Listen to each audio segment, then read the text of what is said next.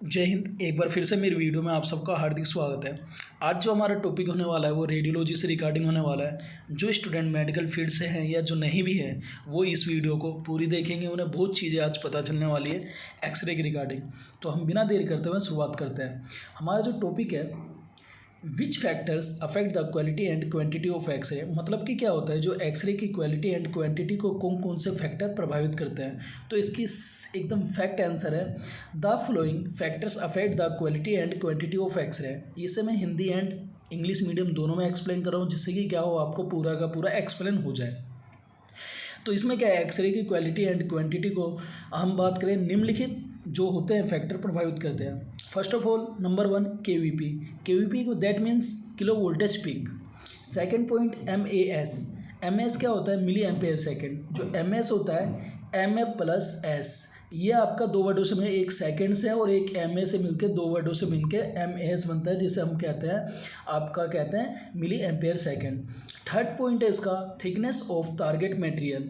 Fourth point है आपका F F D, जिसे हम फिल्म फोकल डिस्टेंस भी कहते हैं, फोकल फिल्म डिस्टेंस। जो क्या होता है, किसी भी पेशेंट को अगर कोई सरफेस पे तो एक्सरे ट्यूब की जो बीच की डिस्टेंस है इस डिस्टेंस को मेजरमेंट करता है, उसे हम कहते हैं F F D, film focal distance.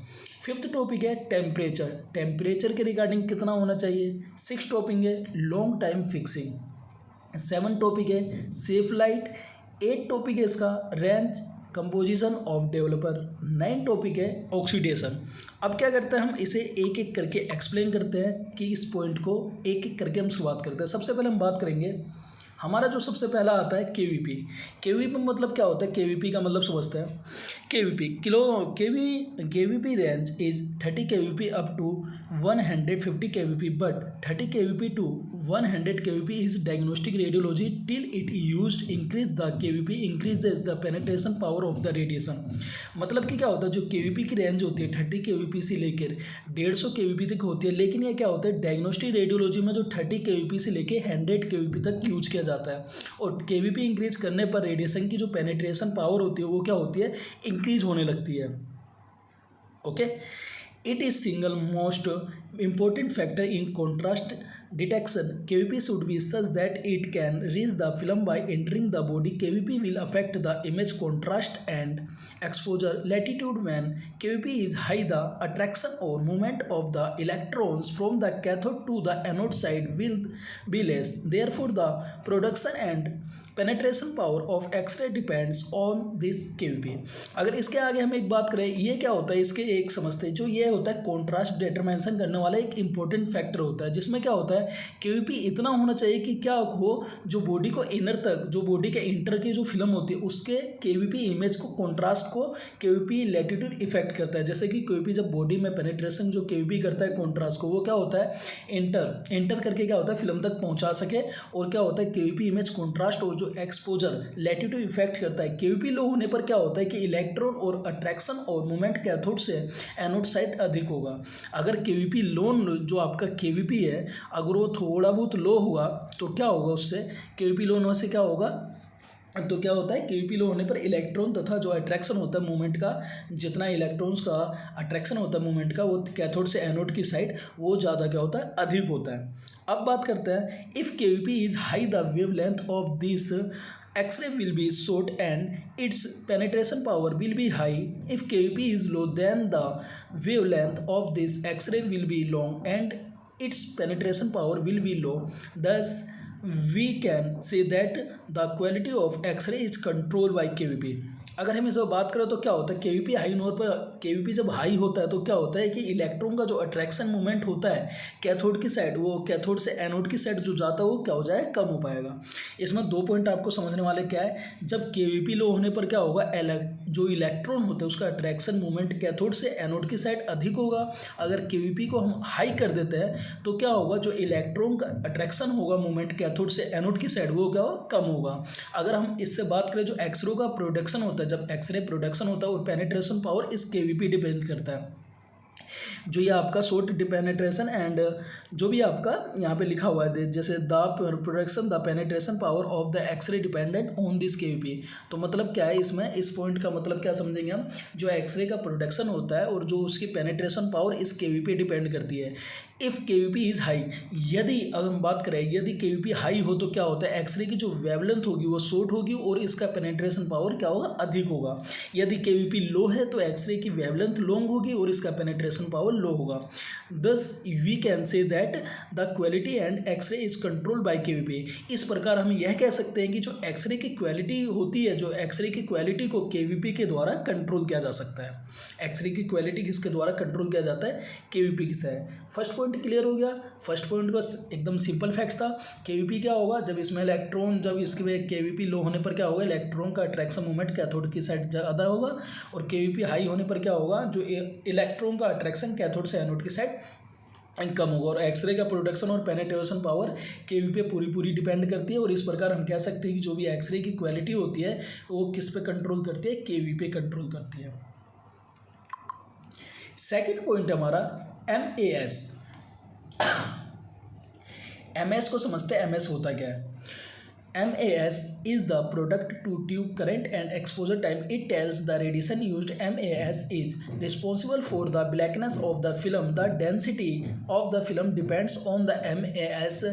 This film controls the double intensity depends on the current given in the filament present in the MS cathode.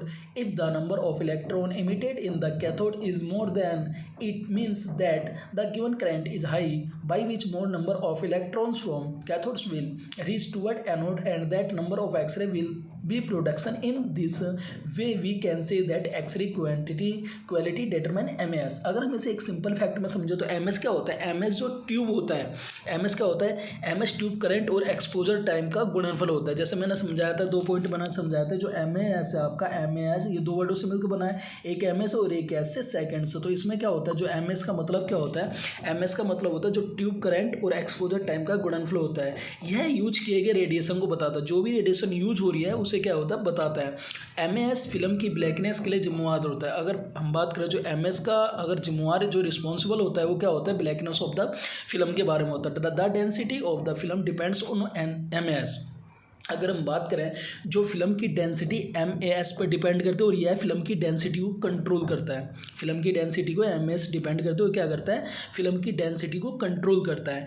MAS cathode में प्रेजेंट फिलामेंट में जो करंट दिया जाता है उस पर डिपेंड करता है। यदि कैथोड में एमिट होने वाले इलेक्ट्रॉन की संख्या ज़्यादा हो तो इसका मतलब क्या होता है कि आपका करंट हाई है। यदि दिया गया तो करंट हाई है जिसका कैथोड से अधिक संख्या में इलेक्ट्रॉन एनोड की ओर पहुँचेंगे और उनकी जो उतनी संख्या में एक्सरे की प्रोडक्शन होगी। इस प्रकार हम कह सकते हैं कि एक्सरे की quality and MS determines determines that means इसका जो लास्ट में आप देखेंगे डिटरमाइंस इसका दैट मीन्स क्या है आपका निर्धारित।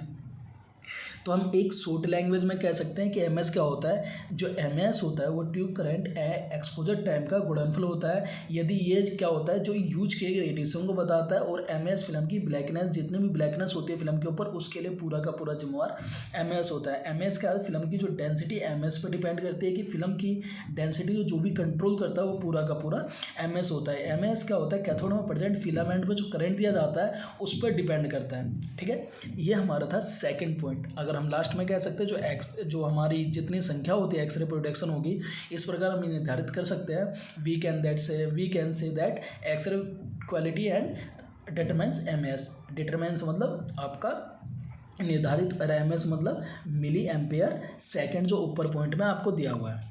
नेक्स्ट टॉपिक बात करते हैं थर्ड पॉइंट। थर्ड पॉइंट क्या होता है आपका, thickness of target material. Quantity of X-ray depends on the thickness of target material. KVP MS are set according to thickness of the patient, which brings image sharpness more. MAS, if the thickness of the patient is more, KVP should be given, and if the thickness of the patient is less than V should, as a lower factor is less, MS and KVP should be given so that the quality and of X-ray does not deteriorate। इसमें हम समझा सकते हैं कि क्या होता है, जो एक्सरे की क्वालिटी टारगेट मटेरियल की जो थिकनेस पर डिपेंड करती है। अगर जो थिकनेस ऑफ टारगेट मटेरियल क्या होता है, जो एक्सरे की क्वांटिटी होती है वो क्या करती है, टारगेट मटेरियल की थिकनेस पर डिपेंड करती है। पेशेंट की थिकनेस के अनुसार, जितनी पेशेंट की थिकनेस होती है मतलब मोटाई होती है जितनी पेशेंट की थिकनेस के अनुसार क्या होता है कि KVP और MAS सेट किया जाता है, मतलब kilo voltage peak and milli ampere second उसमें सेट किए जाते हैं। ठीक है। जो भी पेशेंट की थिकनेस होती है यहाँ से which brings image sharpness thickness the क्या M S set according to the thickness of जो भी पेशेंट की थिकनेस होती है उसके आधार पे क्या होता है एम एस के वी पी को उसे एम एस के वी पी को क्या करा जाता है उस पर सेट करा जाता है, उसके अकॉर्डिंग सेट करा जाता है।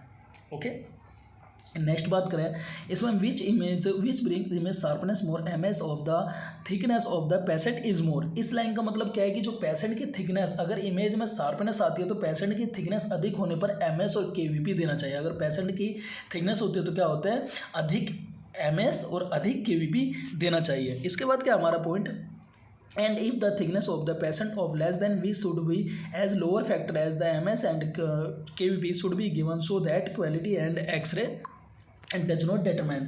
अगर पेशेंट की थिकनेस कम है तब हमें क्या करना चाहिए फैक्टर सेट करना चाहिए, अर्थात पेशेंट की थिकनेस में कम MS और जो KVP होता है वो कम देना चाहिए जिससे कि एक्सरे की क्वालिटी खराब ना हो। यह हमारा था थर्ड पॉइंट। इसे हम एक बार और समझ लेते हैं। जो थिकनेस होता है टारगेट मटेरियल वो क्या करता है एक्सरे की क्वालिटी टारगेट मटेरियल की थिकनेस पर डिपेंड करती है। जो क्या होता है पेशेंट की थिकनेस के अनुसार में क्या होता है केवीपी एमएस सेट किए जाते हैं, जिसमें क्या होता है अगर यदि इमेज में शार्पनेस आती है तो क्या होता है पेशेंट की थिकनेस अधिक होने पर अगर पेशेंट की मोटाई ज़्यादा है तो केवीपी और एमएस अधिक देना चाहिए, और पेशेंट की मोटाई कम है अगर पेशेंट पतला है तो फैक्टर सेट ऐसा करना चाहिए कि उसमें एमएस और केवीपी पूरा का पूरा कम देना चाहिए जिससे कि क्या हो एक्सरे की क्वालिटी खराब ना हो।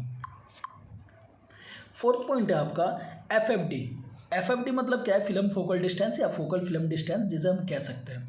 अगर इसे एक्सप्लेन करें the quality of X-ray is determined by the focal film distance sharpness does not come in the image if the distance is more और लेस। अगर हम बात करें जो फोकल फिल्म डिस्टेंस होता है ये क्या होता है एक्सरे की क्वालिटी निर्धारित करता है कि डिस्टेंस कम या ज़्यादा होने पर इमेज में शार्पनेस नहीं आती है। क्या होता है जब फोकल फिल्म डिस्टेंस क्या करता है जो एक्सरे की क्वालिटी निर्धारित करता है, इसमें क्या होता है अगर डिस्टेंस कम या ज़्यादा होने पर जो इमेज में शार्पनेस नहीं आती उस पर दिखा जाता है। जैसे कि यहाँ पे लिखा है if there is distance of chest 6 feet and 90 centimetre. अगर हम बात करें कि जो चेस्ट के लिए डिस्टेंस होती है हमारी कितनी होनी चाहिए 6 फीट मतलब कि क्या होनी चाहिए 2 मीटर। यहाँ पे एक टॉपिक हमारा ये बनता है जो रेडिएशन जो आपकी रेडिएशन लगती है उसकी कहाँ तक है उसकी रेडिएशन की पूरी मेजर, तो हम बोल सकते हैं 6 फीट तक 2 मीटर तक उसकी रेडिएशन की रेंज होती है, वहाँ तक आपकी पूरी की पूरी फैल सकती है उसकी थिकनेस।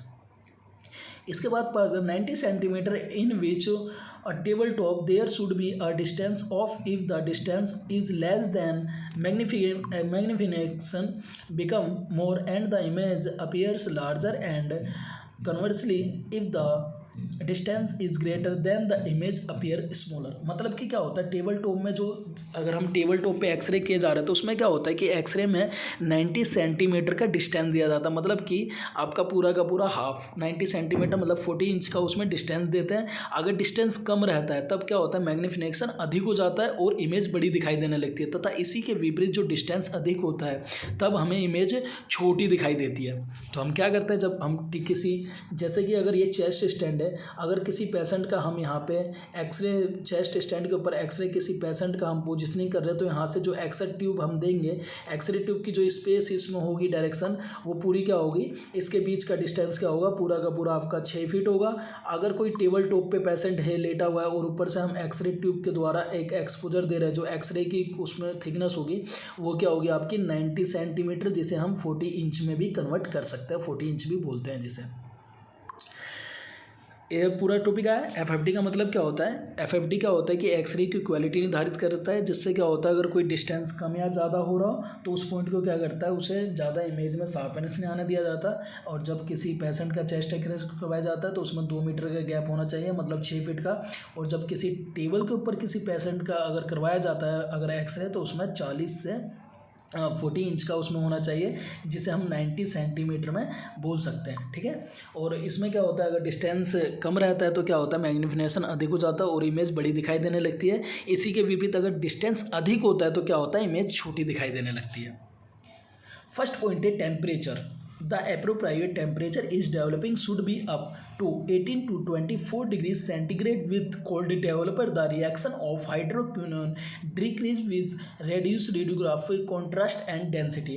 अगर हम टेम्परेचर की बात करें, टेम्परेचर क्या होता है जो डेवलपिंग में, अगर हम मैनुअल प्रोसेसिंग में करते हैं, जो डेवलपिंग में उपयुक्त टेम्परेचर होता है वो क्या होता है आपका 18 टू 24 सेल्सियस भी कहते हैं, और सेंटी में जो सेंटीग्रेड पहले बोलते थे वो भी कह सकते हैं हम, लेकिन आज के टाइम में सेल्सियस से बोला जाता है।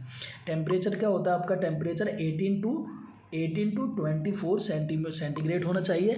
और क्या होता है कोल्ड डेवलपर के साथ, कौन सा है, अगर कोल्ड डेवलपर होता है तो क्या में होता है कि जो हाइड्रोक्विनोन का रिएक्शन कम हो जाता है, जिससे रेडियोग्राफिक कॉन्ट्रास्ट और उसकी डेंसिटी कम हो जाती है। टेम्परेचर से क्या होता है, टेम्परेचर की जो इसकी रेंज होनी चाहिए, रूम का टेम्परेचर 18 टू 24 सेंटीग्रेड होना चाहिए, जिससे क्या होता है कि कोल्ड जो डेवलपर के साथ हाइड्रोक्विनोन का रिएक्शन कम हो जाता है, जिससे रेडियोग्राफिक कॉन्ट्रास्ट की डेंसिटी पूरी की पूरी कम हो जाती है। आपका छठा पॉइंट है यहाँ पे लॉन्ग टाइम फिक्सिंग। अगर हम लॉन्ग टाइम फिक्सिंग की बात करें, इसका शॉर्ट समझाते हैं। Long time fixing should not be done because hypo emulsion layer becomes so joint with best time that it does not come out even after washing. Hence given discoloration to radiography image from long time as fixing आपकी bleaching also take place. अगर हम बात करें जो long time fixing, जैसे हम long time fixing को बोला है, लॉन्ग टाइम फिक्सिंग होता है जो फिक्सिंग होता है डेवलपर में मैनुअल प्रोसेसिंग में। मैनुअल प्रोसेसिंग में क्या होता है 5 टॉपिक होते हैं। पहले क्या होता है आपका डेवलपिंग, फिर आपका क्या होता है उसके बाद फिक्सिंग और डेवलपिंग, रिंजिंग, फिक्सिंग, वॉशिंग और ड्राइंग। इन पर 5 जो फिक्सिंग होती है थर्ड पॉइंट जो लॉन्ग टाइम फिक्सिंग होती है उसे ज़्यादा नहीं, उसकी ज़्यादा टाइमिंग नहीं होनी चाहिए, क्योंकि क्या होता है हाइपो इमल्सन लेयर इतने बेस्ट टाइम से ज्वाइंट हो जाते हैं कि वह वॉशिंग से भी नहीं निकलते। अतः रेडियोग्राफी में जो ब्राउन होते हैं, ब्राउन डिस्क्लेरेशन देता है, जो ब्राउन कलर के उस पर धब्बे हो जाते हैं, डिक्लेरेशन देता है एंड लॉन्ग टाइम तक फिक्सिंग से इमेज की भी ब्लीचिंग होने लगती है। ओके, ये था छठा पॉइंट। छठे पॉइंट को एक बार समझाते हैं। छठा पॉइंट क्या है, जब कभी भी आप मैनुअल डार्क रूम में प्रोसेसिंग करें तो जो लॉन्ग टाइम फिक्सिंग होती है वो ज़्यादा नहीं करनी चाहिए, क्योंकि क्या होता है हाइपो इमल्सन लेयर इतने बेस्ट टाइम से जॉइंट हो जाते हैं कि वह वॉशिंग से भी नहीं निकलते हैं, जब उसे धोएंगे जब भी नहीं निकलते। अतः रेडियोग्राफी में क्या करना चाहिए, रेडियोग्राफी को ब्राउन डिस्क्लेरेशन यानी ब्राउन कलर के डिस्क्लेरेशन हो जाते हैं और लॉन्ग टाइम तक फिक्सिंग से इमेज की भी ब्लीचिंग होने लगती है। ये आपका था छठा पॉइंट। सातवां पॉइंट की बात करें, सातवां पॉइंट है हमारा सेफ लाइट। सेफ लाइट से क्या समझते हैं, the quality of radiographic X-ray film is affected by given more light than the safe light in the dark room and watching the film repeatedly at the time of development and even if the distance between the loading bench it and the safe light is less। अगर हम safe light की बात करें, safe light में क्या होता है, dark room में सेफ लाइट से बहुत अधिक लाइट देने पर डेवलपिंग के जो टाइम होते हैं, टाइम फिल्म को बार बार देखने पर लोडिंग बेंच और सेफ लाइट के बीच डिस्टेंस कम होने पर रेडियोग्राफी एक्सरे फिल्म की क्वालिटी इफेक्ट होती है। अगर मैं इसे सेफ लाइट को समझाऊँ, सेफ लाइट क्या होता है आपके 2 पॉइंट पर लगे होते हैं, एक जहाँ पे मैनुअल प्रोसेसिंग होती है और जहाँ पे एक ड्राई बेंच रखा होता है वहाँ पे भी आपका सेफ लाइट लगाया जाता है। अगर सेफ लाइट को ज़्यादा हम चालू रखते हैं, सेफ लाइट को अगर उसकी हाई रेंज क्या होती है उसकी कम होती है, किससे, उसकी पॉइंट कम होती है, 15 वाट का बल्ब होता है, 15 वाट के बल्ब से कभी भी ज़्यादा, 15 वाट के बल्ब से ज़्यादा उसकी रेंज नहीं होती, तो वो 50 वाट का तक ही बल्ब होता है।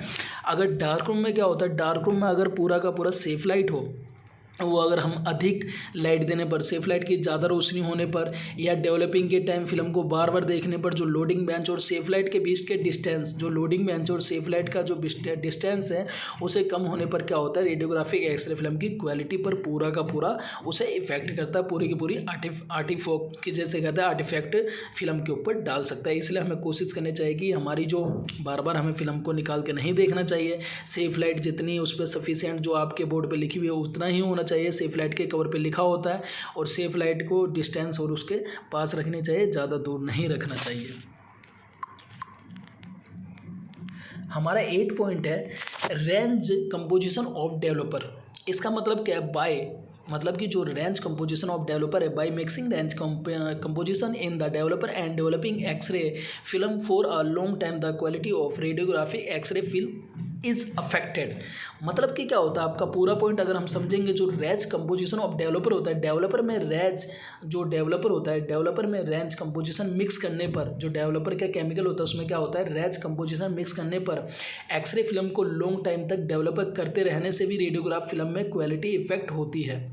अगर हम रेंज कंपोजिशन, अगर हम कोई कंपोजिशन करें डेवलपर में, तो डेवलपर में अगर रेंज कंपोजिशन करने पर क्या होता है, एक्सरे की जो फिल्म की लॉन्ग टाइम, जब एक्सरे फिल्म को हम लॉन्ग टाइम तक डेवलपर करते रहते हैं, अभी मैंने जब बताया था पहले क्या होता है आपका डेवलपर होता है, दूसरा क्या होता है आपका रिंजिंग होता है, तीसरा क्या होता है फिक्सिंग होता है, चौथा क्या होता है वॉशिंग होता है, पांचवा क्या होता है आपका ड्राइंग होता है। पहले हम डेवलपिंग करते हैं, फिर रिंजिंग करते हैं, फिर फिक्सिंग करते हैं, फिर वॉशिंग करते हैं, फिर उसे एक नॉर्मल टेम्परेचर में हम उसे ड्राई कर देते हैं।